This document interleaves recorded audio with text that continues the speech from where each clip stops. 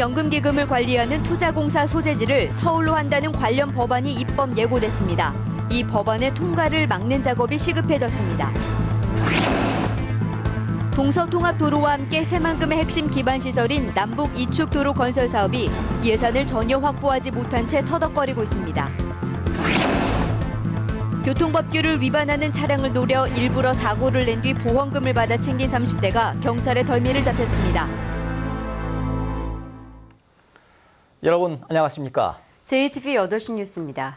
기금운용본부의 주요 조직을 서울에 잔류시키려는 움직임이 심상치 않습니다. 기금투자공사의 소재지를 서울로 한다는 관련 법안이 오늘 입법 예고됐습니다.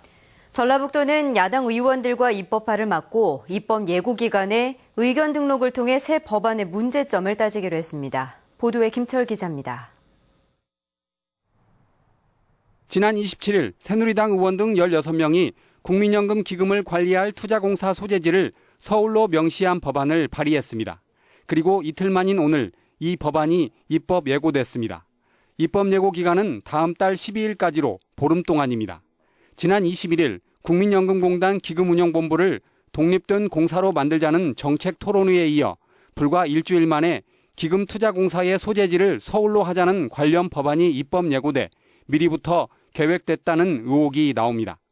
새 법안은 국회 보건위에 접수됐고 국회 정무위와 기획재정위, 안전행정위가 의견서를 내게 됩니다. 전라북도는 야당인 새정치연합 의원들과 관련 법안의 입법화를 막기로 했습니다. 국회 선진화법에 따라 야당이 반발하면 법안 통과가 쉽지 않을 것으로 보입니다. 전라북도는 또 입법 예고 기간에 의견 등록을 통해 새 법안의 문제점을 따지기로 했습니다.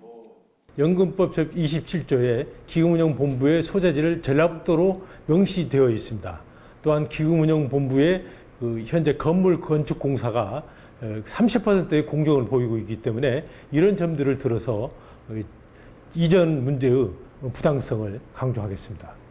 전라북도는 다음 달에 도지사와 지역 국회의원들이 전북 혁신도시 기금운용본부 신축 현장을 찾아 공사를 독려하기로 했습니다.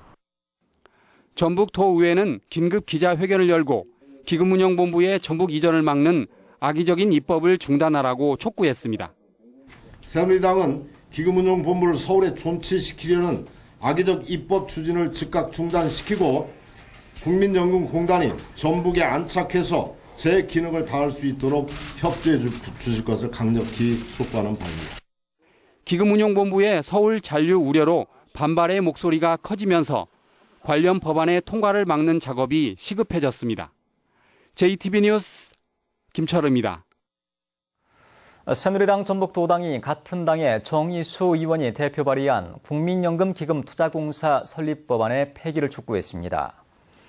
새누리당 전북도당은 지난 2012년 당시 박근혜 대통령 후보가 기금운용본부 전북 이전을 약속했다며 전북도민을 우롱하는 이번 법안 발의에 깊은 유감을 표한다고 밝혔습니다. 그러나 새누리당 전북도당이 사전에 중앙당을 제대로 설득하지 못해 전북 최대 현안이 위기를 맞았다는 비판도 적지 않습니다. 새정치연합 혁신위원회가 제6차 혁신안에서 여성의 정치 참여를 확대하기 위해 국회의원과 지방의원 선거에서 여성의 30% 공천 의무 조항을 법제화하기로 했습니다. 새정치연합 중앙당이 혁신위에 이 제안을 시행할 경우 현재 전정희 의원 1명인 전북의 여성 의원이 내년 총선에서 더 늘어날 수 있습니다. 그러나 새정치연합은 2012년 총선과 지난해 지방선거에서 여성 공천 30% 의무화를 지키지 않아 내년 총선에서 전라도 여성들의 정계 진출이 크게 늘어날지는 지켜봐야 됩니다. 어제 새만금 동서통합도로가 첫 삽을 떴습니다. 동서통합도로와 함께 새만금의 핵심 기반시설이 남북 이축도로인데요. 남북 이축도로 건설 사업은 예산을 전혀 확보하지 못해서 터덕거리고 있습니다. 송창용 기자입니다. 새만금 남북 이축도로는 새만금 한가운데를 남북으로 가로지르는 간선도로입니다. 군산과 부안을 연결해 새만금 방조제에서 새만금 전주 고속도로를 연결하는 새만금 동서통합도로와 십자형 모양을 만들게 됩니다. 새만금 남북 이축도로의 길이는 26.7km로 사업비는 9,200억 원에 이릅니다. 지난해 9월 기획재정부 예비타당성 조사를 통과해 올해부터 사업이 본격적으로 시작될 것으로 기대를 모았습니다. 하지만 전라북도는 올해 새만금 남북 이축도로 관련 예산을 한 푼도 확보하지 못했습니다. 정부가 복지 예산을 늘리는 과정에서 당분간 새 SOC 사업을 착수하지 않기로 했기 때문입니다. 내년 예산 확보도 불투명합니다. 계획대로 2020년에 완공하기 위해선 내년에 400억 원이 필요하지만 정부는 여전히 예산 반영이 어렵다는 입장을 밝히고 있습니다. 남북이축은 아직 예산을 초기 연도 예산만 확보해 놓으면 다음 차년도 예산은 이제 확보하기가 훨씬 더 수월해지는데 전라북도는 새만금 내부 개발을 앞당기기 위해 남북 이축 도로가 반드시 필요하다고 보고 예산 확보 활동에 적극 나서기로 했습니다. 내년에 착공될 남북 이축 도로와 더불어서 십자형 내부 간선도로가 구축되면 새만금 내부로 물자와 인력이 원활해져서 민간 투자 유치와 개발에도 박차를 가하게 될 것입니다. 또한 내년에 착공하는 새만금 전주 고속도로 예산 확보에도 힘을 쏟기로 했습니다. JTBC 뉴스 송창용입니다. 참여자치 전북시민연대가 전주 종합경기장 개발 사업과 관련해 전라북도와 전주시의 협력을 촉구했습니다. 참여연대는 부족한 재정 확보와 빠른 행정 절차를 위해서는 전라북도와 전주시의 협력이 필수적이라며 두 자치단체는 지역 발전을 위해 소모적인 갈등을 중단하라고 요구했습니다. 또 국회의원을 비롯한 지역 정치권이 종합경기장의 재개발 갈등을 풀기 위해 중재에 나서라고 제안했습니다. 임대 수요가 부진해 전북의 사무실 공실률이 전국 최고 수준을 기록했습니다. 국토교통부는 지난 4월부터 6월까지 전북의 사무실 공실률은 전국 평균의 2배 가까운 22.6%로 대전과 함께 전국에서 가장 높다고 밝혔습니다. 또 중대형 매장의 공실률도 17.2%를 기록해 전국에서 가장 높았습니다.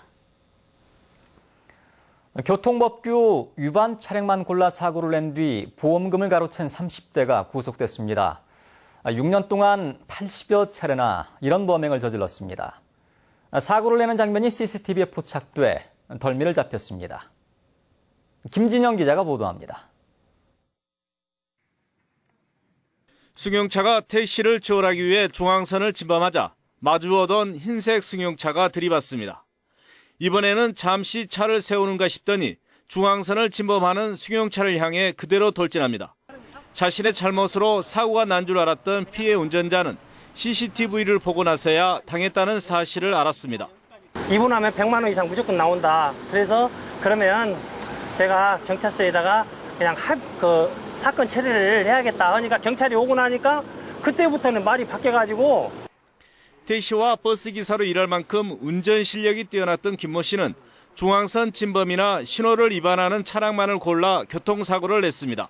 중앙선 침범이나 신호 위반을 하면서 진행되는 차량들이기 때문에 사고가 나면 대형 사고가 대부분인데 이 친구는 경미하게 들이대는 방법으로 해가지고 지난 6년 동안 이런 수법으로 80여 차례에 걸쳐 보험금 등 3억 5천만 원을 받아냈고 이 가운데 7천여만 원을 챙겼습니다.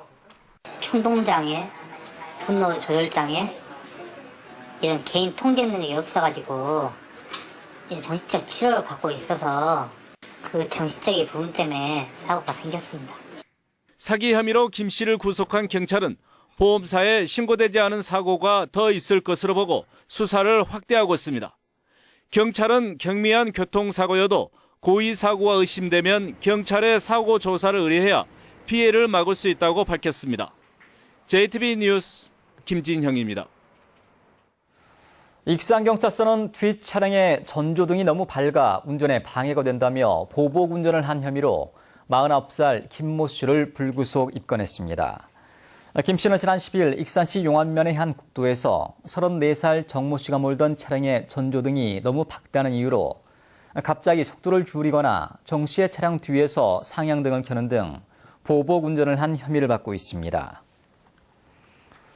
전주지법 정읍지원 형사 1단독은 지난해 6.4 지방선거 과정에서 불법 정치자금을 건넨 혐의로 기소된 모 국회의원의 동생 정모 씨와 이 돈을 받은 전 임실군수 후보 김모 씨에게 각각 벌금 200만 원을 선고했습니다. 정 씨는 지난해 4월 임실군수 후보였던 김 씨에게 선거 자금이 필요하다는 부탁을 받고 평소 알고 지내던 사업가에게 모두 3억 원을 받아 건넨 혐의로 기소됐습니다.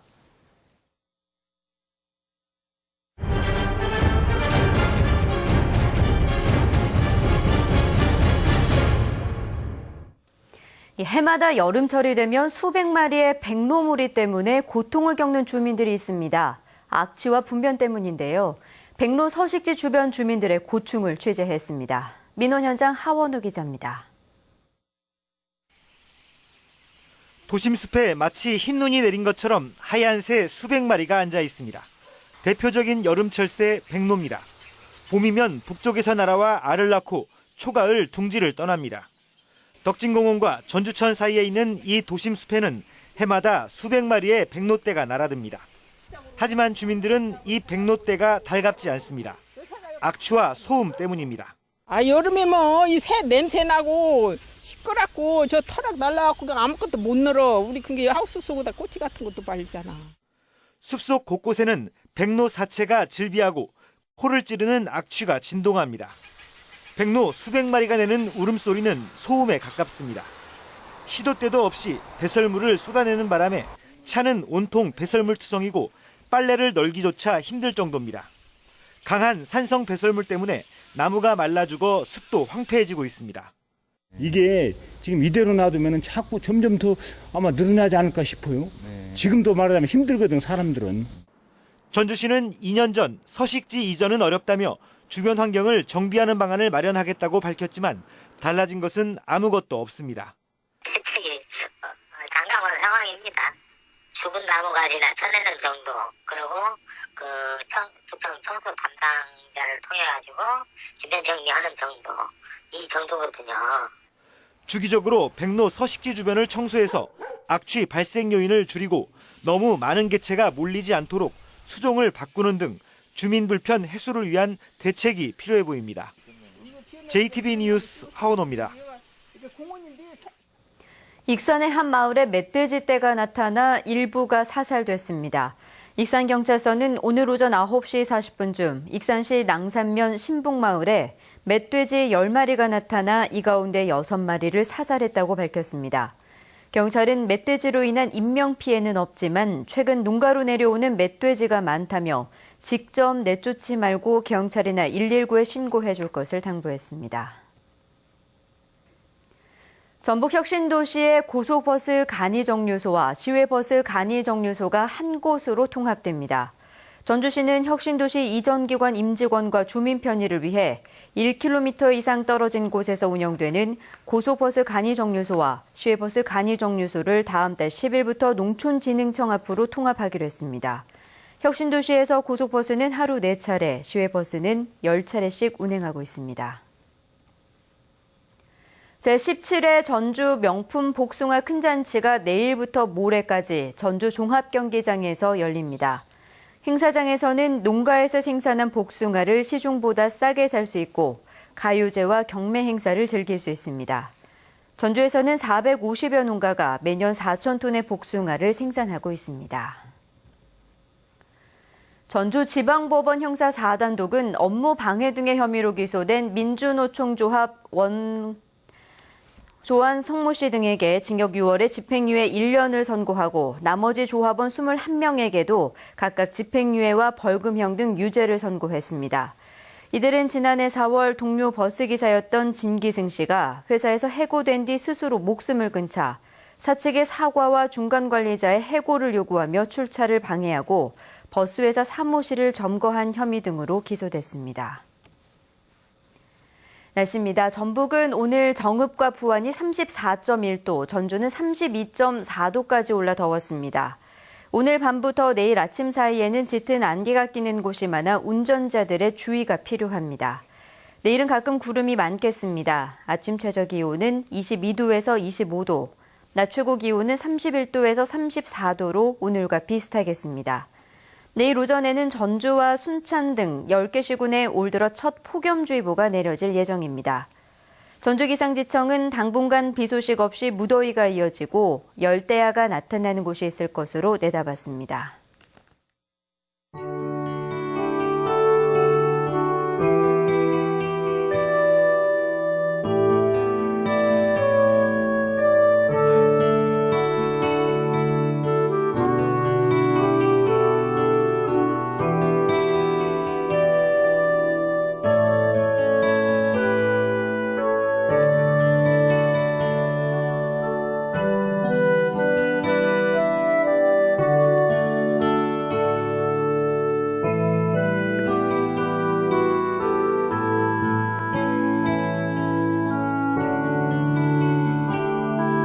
본고장 뉴욕에서 일본군 위안부의 참상을 다룬 작품이 처음으로 무대에 오릅니다. 공식 개막을 일주일 앞둔 막바지 총연습 현장을 박진호 특파원이 다녀왔습니다. 공장에 취업시켜준다는 말에 화물선에 오른 소녀들. 하지만 그 소박한 꿈은 곧 무참하게 짓밟히고 맙니다. 3년의 준비 과정을 거쳐 오는 31일 뉴욕 오프 브로드웨이에서 막을 올리는 컴포트 우먼의 총연습 현장입니다. 강제 위안부의 참상을 소재로 11개 나라 출신 53명의 배우가 출연하는 사상 첫 다국적 뮤지컬입니다. 최근 2차례의 갈라 공연도 성공을 거두면서 미국과 일본 언론도 비상한 관심을 보이고 있습니다. 출연 결정 자체가 쉽지 않았던 7명의 일본계 배우 중 일부는 친구의 절교 선언이나 비난 이메일 같은 말 못할 아픔도 겪었습니다. It was a difficult decision, but I'm happy that I did it. It's a story about history and courage among women who really fought for their lives. 지난 1일에는 배우들이 미국을 방문한 위안부 피해자 김복동 할머니를 직접 만나기도 했습니다. 총 18번의 공연 중에 2회분의 좌석표가 사전 매진된 상태입니다. 민감한 역사적 사실을 정면으로 다루고 있는 뮤지컬 작품이 불러올 공연계의 반응과 정치적 파장에도 큰 관심이 쏠리고 있습니다. 뉴욕에서 SBS 박진호입니다.